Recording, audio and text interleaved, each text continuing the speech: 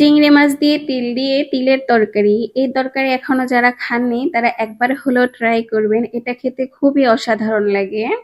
আসসালামু আলাইকুম, আমি আছি আপনাদের সাথে সময় ইসলাম। তো আজকে আমি আপনাদের সাথে তিলের রান্নাটাই শেয়ার করব। এত ভালো লাগে এটা খেতে। তরকারিতে আপনারা কখনোই সরিষার তেল দিবেন না তিল তরকারিতে, তাহলে একটু তিতা তিতা লাগে। সরিষার তেলের চেয়ে সয়াবিন তেলের টেস্ট তরকারিটা বেশি ভালো আসে। তো আমি দিয়ে দিয়েছি পেঁয়াজ আর মশলা দিয়ে দিয়েছি। মশলা অল্প পরিমাণে দিবেন, অত বেশি মশলা দিলে ভালো লাগে না। তিল তরকারিতে অতিরিক্ত মশলা বা হলুদ মরিচ কোনোটাই কিন্তু ভালো লাগে না, এটা আপনারা মাথায় রাখবেন। তো সবকিছু অল্প অল্প দেওয়ার চেষ্টা করবেন, ফ্লেভার ভালো থাকবে, টেস্টও ভালো থাকবে। তো দিয়ে দিলাম একটু আদা রসুন হলুদ আর মরিচ দিয়ে দেব। এগুলোকে একটু ভেজে নেব, এতে করে হলুদ মরিচের কাঁচা গন্ধটা চলে যাবে।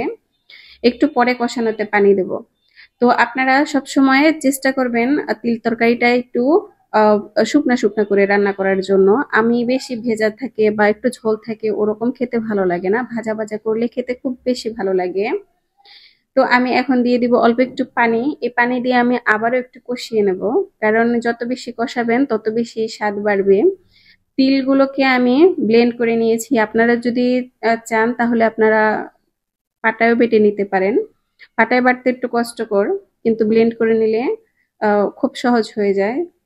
তো এখন আমি ভালো করে মাছগুলোকে কষিয়ে নেব।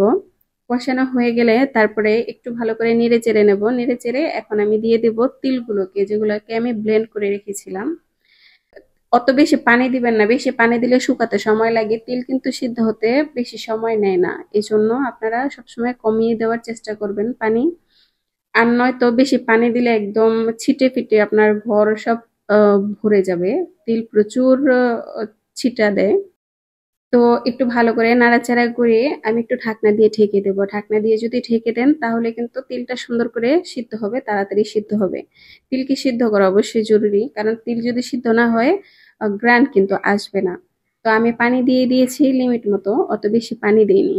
এই জন্য আমার তরকারিটা আলহামদুলিল্লাহ তাড়াতাড়ি হয়ে গেছে। কারণ প্রথমে তো বোঝা যায় না, আস্তে আস্তে রান্না করতে করতে তারপরেই রান্নার মধ্যে মানে একটা আইডিয়া আসে যে কিরকম হবে, কিভাবে হবে। তো এই তো আমি ঢাকনা দিয়ে ঢেকে দিয়েছিলাম, এখন ঢাকনাটা আমি উঠিয়ে নেব। দেখছেন কি সুন্দর ছোট ছোট বুদবুদ আসতেছে। আর যদি পানি বেশি দিতেন তাহলে কিন্তু এটা প্রচুর ছিটতো, একদম ঘরদুয়ার ভরে যেত। ভালো করে নাড়াচাড়া করে নেবেন। ভালো করে নাড়াচাড়া করে নিয়ে এখন তো আর তেমন কোনো কাজ নেই, এখন শুধু নাড়াচাড়া করতে থাকবেন যতক্ষণ না তিলটা ভাজা ভাজা হয়ে যায়। ভাজা ভাজা হলেই তখনই এটার সুন্দর একটা স্মেল ছড়াবে।